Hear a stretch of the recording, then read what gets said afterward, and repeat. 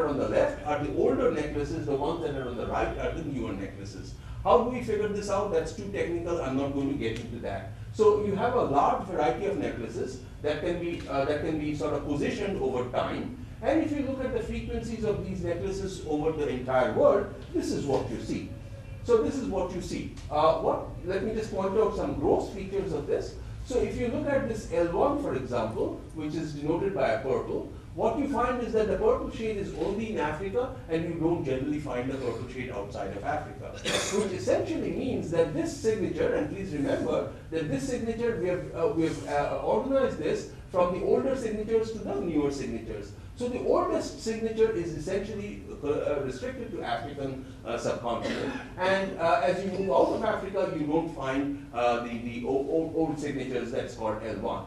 What do you find in the New World? The New World has been populated most recently, so far as human evolution is concerned. What you find in the New World are the signatures that are most new. So, and in this part of the world that includes India, what you find are signatures that are sort of middle-aged. So the oldest signatures are in Africa, the newest signatures are in the New World, the Americas, and the middle-aged signatures are all over here. This is consistent with the model that humankind arose in Africa, moved out of Africa to populate different parts of the world. And of course, if they move out of Africa, this is the region that they're going to populate first, and then, over a long period of time, people crossed the Bering Strait and populated the New World, the Americas. This was only about 50 to 20,000 years ago. Humankind arose about 100,000 years ago. This part was populated about 60 to 70,000 years ago. So this is what we see from maternal lineage, mitochondrial DNA or maternal lineage. Similarly, there is a portion of the DNA that's passed on by the father to all her sons. The daughters don't carry this segment of the DNA. This is called the Y chromosome. And similarly, just as in the mitochondrial DNA, which is the female lineage, these signatures track the male lineage because it's passed on by the father to the sons and not to the daughters. It's exactly arranged the same way. The signatures are now called A, B, C, D, etc. to R1b. And what you can see is, not what you can see, the way that this has been arranged is that, again, these are the oldest ones and these are the newest ones. If we look at the frequencies of these various signatures in different parts of the world, what do we see? Again, it's exactly the same phenomenon that we see. The oldest signatures are in Africa. The newest signatures, like for example Q, R1b, etc., these are in the New World. Again, completely consistent with the fact or with the hypothesis that humankind arose in Africa, moved out of Africa to populate other parts of the world. So essentially then, this is what we see, that the oldest signatures are in Africa, and through a series of population movements, the humankind populated different parts of the world. One of the earliest land masses that were populated when humankind came out of Africa was India. And India was populated essentially through two different routes. From the out of Africa migration. One is through the coastline of Saudi Arabia, through the coastline of India, to the humankind went and populated Papua New Guinea. This is the older route that probably took place about 60 to 70,000 years ago, this major migration. The other migration came through Central Asia into India, and this was probably a little bit more recent, maybe 40,000 years ago. So that's essentially what happened, and other parts of the world were populated more recently. For example, Europe was populated about 40 to 50,000 years ago. So after the take-home messages, after humankind came out of Africa, having been evolved there, one of the earliest land masses that they occupied was India. So we now turn our attention to India, and I talk about the ethnic composition of India. I'm going to skip a large number of slides as I go along, especially when I talk about India. When I talk about the ethnic composition of India, and there are people in the audience who know this much better than I do. If you look at the tribal populations, there are about 450 tribal groups in India, and these tribal groups are characterized by simple social organization and occupation. They're usually hunter-gatherer. They continue hunting, gathering, or primitive forms of agriculture still. They speak languages that belong to essentially three linguistic families: the Austroasiatic linguistic family, the Dravidian linguistic family and the Tibeto-Burman linguistic family. The Tibeto-Burman linguistic family is usually spoken in the northeast. The Dravidian linguistic family is essentially spoken in the southern parts of India, and the Austroasiatic linguistic family is spoken essentially in the central parts of India. There are a couple of, a few tribal groups in the northeast who also speak Austroasiatic languages. There are essentially no Indo-European language speakers among the tribal populations. There are some today, but they probably have adopted the Indo-European language. If you talk about castes, including subcastes, there are close to 4,000 caste or subcaste groups. They have a complex hierarchical social organization, and the hierarchy is important. It's usually hierarchical, and they carry out a varied set of occupations. The caste populations speak languages that belong to essentially three language families: Indo-European in the north, Dravidian in the south, Tibeto-Burman in the northeast. And then we have a number of religious and migrant groups, such as the Parsis, the Iranis, and so on. They also have, and there are about 150 of those, they also have a complex social organization and carry out a variety of occupations. They also speak languages, Indo-European, Dravidian, and Tibeto-Burman. One of the distinctive features, if you look at language, is that the Austroasiatic family of speech is spoken exclusively by the tribals of India and are not spoken by the caste or other populations. All right. So if you look at, again, we go back to the mitochondrial DNA, where these necklaces that we looked at when I introduced the paradigm to you. And if you look at these necklaces, and what you find is that the Indian people are wearing necklaces such as these, and these are distinctive necklaces. The differences are color-coded, and you also find that there are 30 more different kinds of necklaces that the Indians are wearing. And this is from a sampling of a large number of population groups from India, and from each population group we sampled about 50 individuals from each population group, based on which we looked at the diversity of these garlands, of these necklaces, and estimated the proportions of the various necklaces. So I'll look at the proportions of these various necklaces so that we explain what this is. The x-axis are the number of populations. So there are roughly 50 populations. We have enlarged it much more now to over 100 now. And if you look at the percent of haplotypes, these haplotypes are the necklaces that these people are wearing. What you find is that this one kind of haplotype or one kind of necklace is worn by roughly 40% of all Indians, which is really a testimony to the unity that there is, to the underlying genomic unity that there is. In spite of the fact that if you look at the collection of all Indians, you would find about 40 or 45 different kinds of necklaces. Yet there is only one necklace that 40% of our people are wearing across the length and breadth of the country. To this, if you add another one, this is that necklace, which is distinct from the previous necklace. If you add the frequencies of this, it goes up to about 60%. Well, there are exceptions, as you can see. There are some populations where the frequencies, the combined frequency of these two different kinds of necklaces is not so high. But by and large, what you find is 60% of all of India are wearing only two kinds of necklaces, when in fact they could have been wearing a very large number of necklaces. So this we believe is a fundamental genomic unity of India, and the probability that this may have arisen just by chance is infinitesimally small. So one doesn't expect this to have arisen just by chance. So the conclusion thus far is that the distribution of these female lineages suggests that there was a small founding group of females. There is a fundamental genomic unity of ethnic India in the midst of all of the physical, cultural, religious, and linguistic diversity that we see. And we actually published this in the year 2000, and this has been cited very, very well. And we called our paper as the fundamental genomic unity of ethnic India revealed by analysis of mitochondrial DNA. If you look at, I'm going to skip this for want of time. I'm going to come to a new, an interesting part. So this is Y chromosome, the paternal lineage that moves on from one generation to the next. So this is something that I just showed you, that these are the older signatures, these are the newer signatures. The older signatures are found in Africa, the newer signatures are found in the New World. In the middle you find the intermediate aged signatures. signatures that arose in intermediate point of time between 100,000 years ago and 20,000 years ago. If you look at this is quite interesting. What one sees is that if you, for example, focus your attention on this signature that we shall call as J, and let me relate that to something that we already know. The signature J is predominantly found in this area, West Asia, India, etc. And so I'm going to look at that region of the world and correspond this with the genomic signatures that one finds. Okay, so that signature J is also alternatively known as M172.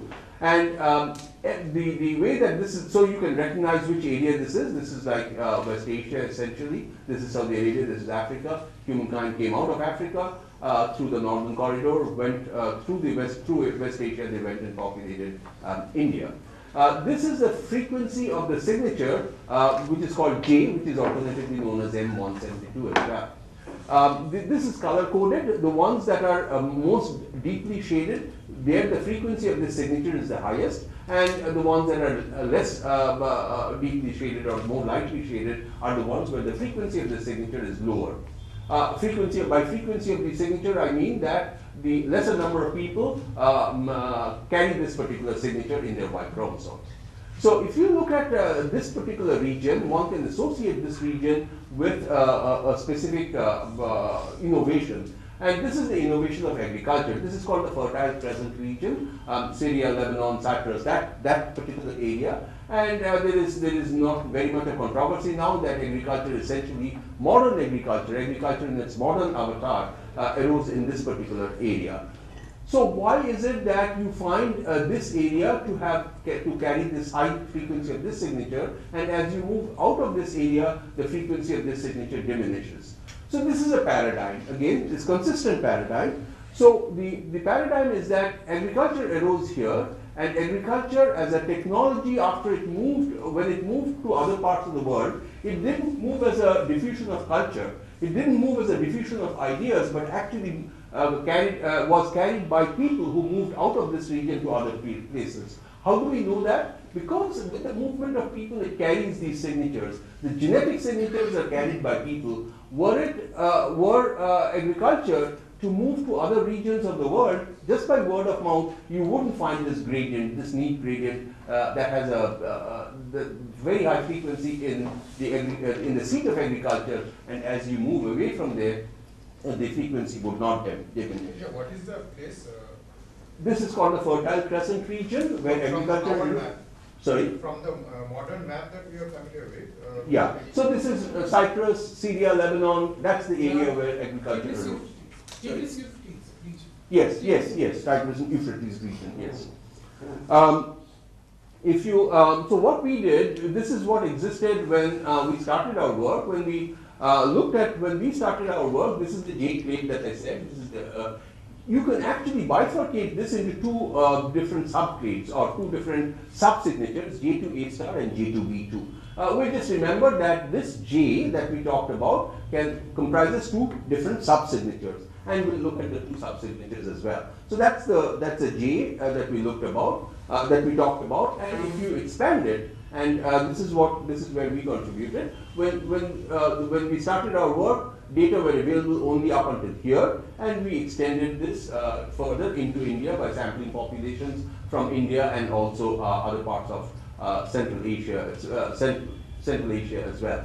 So what one finds is that the trend continues, the trend of the diminishing trend, but we also find that there are slight variations to this. And when we looked at these variations, we found that those were subsignatures.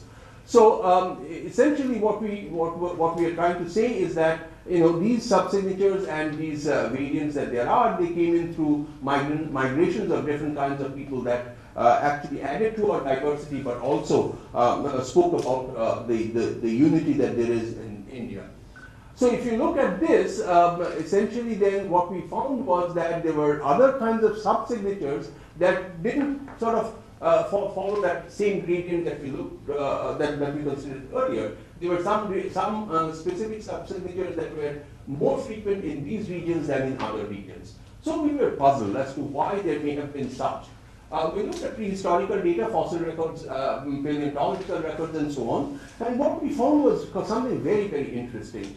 The estimated age of this, by the way, was 13,000, 14,000 years. This predated agriculture, modern form of agriculture, organized agriculture. Agriculture in its modern form arose no more than 10,000 years ago. This signature is dated more than 14,000 years ago.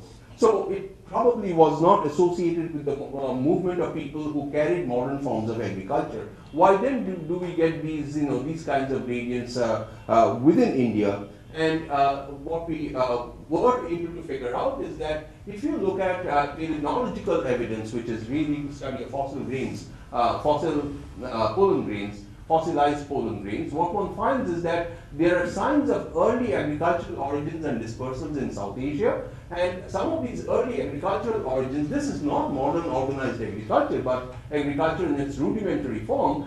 What you find is that in its rudimentary form, there were seats of agriculture within India. And these forms of agriculture were also transported, and it was not cultural diffusion, it was demic diffusion, where people actually moved from these areas where agriculture arose, these early forms of agriculture arose, and carried them to other nearby areas in order to teach people the technology of agriculture.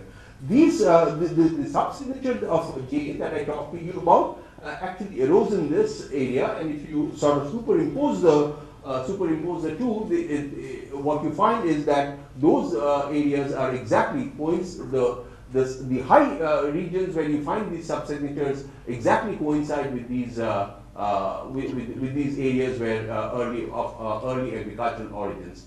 The fact that those are the areas where there is a high frequency of these subsignatures is not interesting. What is interesting is that as you move out from those areas to nearby geographical regions, the frequency of these subsignatures decline, which essentially means that agriculture, the technology of agriculture, was moved from one phase to another, not by word of mouth, but by physical movement of people.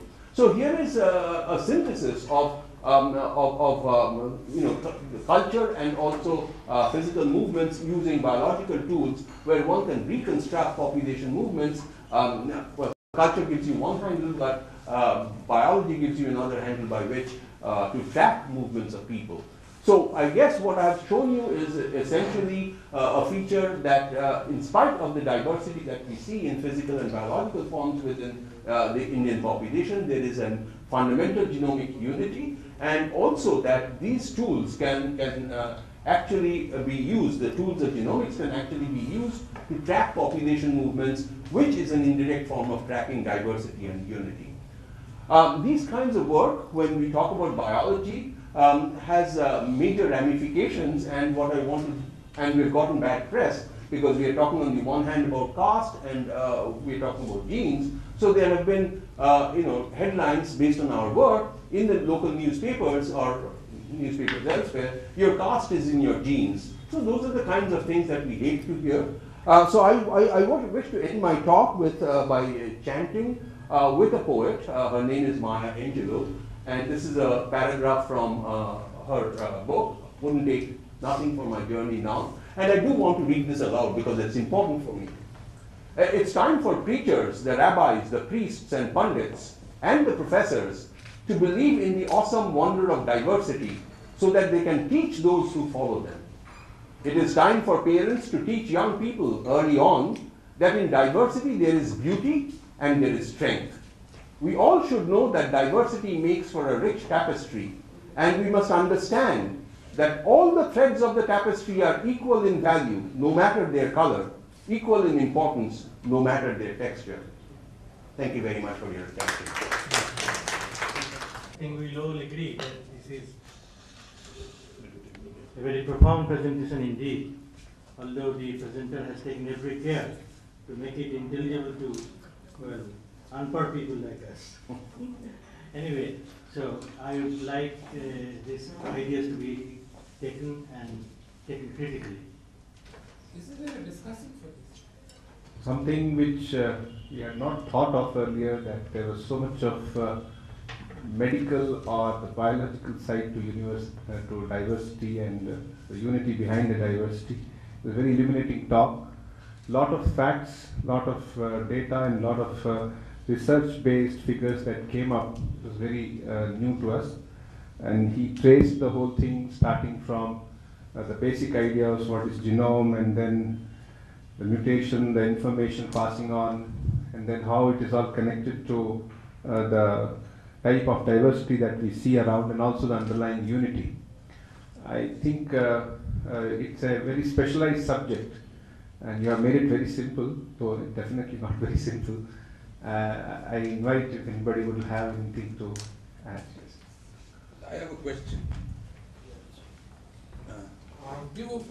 The question is, as the chairman said, we're all quite uninformed on this area. But my question was a very simple one, which is that when you looked at the dispersion of agriculture technology, early agriculture, especially the last map, I see that there you see the certain areas where there is a concentration, the dark areas, and white areas in between.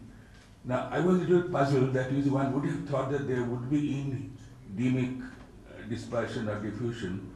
There would be a uniform gradation, grading out into fewer and fewer such signatures. But there appear to be these large gaps, and then there's another concentration elsewhere. How do you account for that? So essentially, what we so let's forget about three. We saw three concentrated areas, but let's say agriculture arose in two different areas, and this was associated with the same genetic signature. From these two areas, which are geographically far apart, people started moving out, carrying the technology of agriculture. What would happen is that independently, the movement is independent from these two areas, and therefore, from these areas where this signature arose, there would be diffusion into the other areas, and so there will be a decline in the frequency starting from these two areas independently.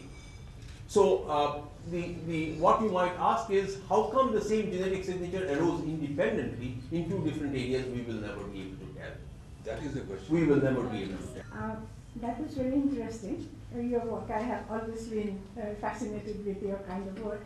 But what I was thinking is that, when we study about the center, nuclear area of cultivation, it's not only the Mesopotamia, the Zagros Mountain prison, Maphodite prison, but China also has got the thing, because as you know, the border of South China and Thailand, Yangshao is the earliest that we get of rice cultivation, and India is in between. On the one hand, we have the wheat tradition, on the other hand, we have the rice tradition. With the peninsular India, eastern India, all going to the rice tradition. And what do you think about that? In nuclear area being in the Mesopotamia on the one hand for wheat and barley, and nuclear area on the China for rice. So again, with respect to rice cultivation and movement of rice cultivation, by the time rice cultivation arose, I think human population movements were already very complex. So based on genetics, we are unable to decipher any particular patterns similar patterns. So I think when there is a complexity of human movements already in the background, it becomes very difficult to decipher those. So with respect to rice cultivation, we have looked, but we haven't. Yes. You have to do that. Yeah, rice eaters. That's true. No, you go ahead. Oh, okay. No, mine is a purely layman's question and a large one though. I was wondering whether the celebration of diversity necessarily leads us to presume that there is also unity within it. No, it does not. Trying to relate your talk to the theme of the seminar, the conference. How do you relate the two? How do you relate genomic unity to cultural unity? Right. So I don't think that there is any simple connection between unity and diversity. Essentially, the way biology progresses, the way evolution progresses, it enhances diversity. Yet, in spite of the diversity, because of the kinds of admixture that there is, which transcends culture and language, we do find a theme of biological unity as well. So so there is no special link between unity and diversity per se. Yes. This unity that you mentioned, that there is an underlying genomic unity within India. So how long back can you trace it? That So- more or less it has got crystallized. Of course, there will be some changes. The Parsis, for example, came Sure. recently, but more or less, some kind of India has genomic India, united India. What would be your time estimate? Yeah, so these signatures arose about 60,000 years ago, and the unity that we do find, so if you look at these sub-signatures within these broad signatures, you will find sub-signatures, but the sub-signatures will be of much less frequency than the main signatures. So again, it depends on where you want to stop looking. If you keep scratching the surface, you can go deeper and deeper, and as you excavate, you will find newer and newer signatures, but the frequencies will be, very, very, very small.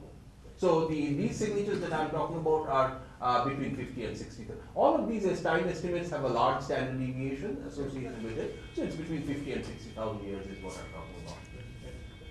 Mine is again a very layman's question. When I was looking at the map and the contours where the signatures were gradually fading as they moved along, and a relation should be established between the technology that was moving from one place to another and the religion that the people in those concentrated areas practiced. Religion. And the religion. Because you're talking about Central Asia, Tigris, Euphrates region, and then moves out, and there are concentration in certain pockets. Can we establish any kind of relationship in the religion that these people practice in the I signatures? don't know that anybody has even tried this, but the one thing that I will make a mention of, which I should have said in my talk, is that if you look at the change in culture, cultural changes are much, much faster than biological changes. So we need to bear this in mind, that even though you're looking at similar cultural unity, biological unity, you may not find cultural unity, you might not find much greater biological, cultural diversity, even in the midst of biological unity. Because culture generally tends to evolve much more rapidly than biological or genetic phenomena. Can I ask a uninformed question? Colloquially, it is said that there are the maternal mitochondrial genes. Colloquially, it is said that the entire human population was born out of 8 mothers from Africa. That there are 8 types of mitochondrial genes. Is there several types of mitochondrial maternal genes? Yes, as a matter of fact, I have shown you that there are about 40 different kinds of mitochondrial signatures that you find even within India. So the origin is all in Africa. Yeah, so why 8? I mean, you can trace it back to one single mother, right? So again, I mean, this is, it can get very technical as we engage in this discourse. Those estimates are all probably faulty. So, single mother came from where? Africa. No. Single mother, Yes. how did she come? Single mother came from. How did she come? Single mother? I was very much impressed by your map, but I wonder how many samples you have examined. Question 1. Question 2. I think you have arrived at your conclusion by statistical method. How do you process your data? Please explain in a simple words, intelligently.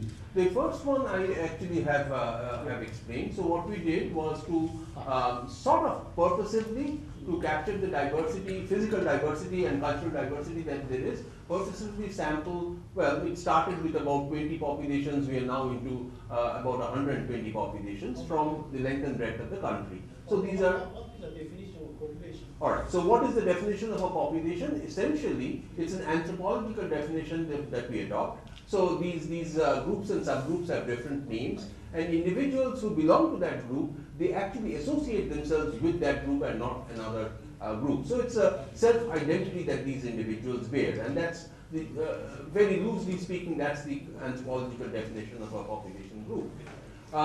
What we did was to choose purposefully about 120 of these population groups, tribal, caste, etc. And from each group we endeavored to sample 60 individuals. Sometimes we failed, we sampled 50 individuals. Why 60? Again, sample size calculations, etc. We can go into that. How did we process our data? The data processing, essentially what we do is we sequence these individuals, we find the DNA sequence, and then look at there are various ways of estimating diversity of DNA sequences. This can get very technical, but essentially what we try to do is to find patterns from within the DNA sequences, looking at how individuals differ within a group and how groups differ among themselves. So it's an estimation of within group diversity versus between group diversity. That's what keeps us going. So I have nothing much to add.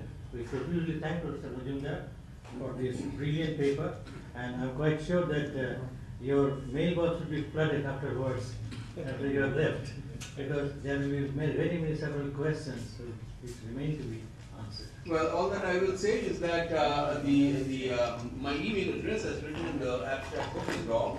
The M is printed as N. So if you really want to reach me, the reason why I'm mentioning this is that you might find that your mail is bounced. So just replace that N by N. That's a cultural mistake of dinner. Well, yeah, probably. So. Okay. Well, the idea of having discussions, as I gathered from the organizers, is to have someone very competent, more competent than the chair, who would be able to collate the main ideas of all the papers presented in a particular session. So anyway, this was a paper in its own class. That's why I hope somebody made some good comments.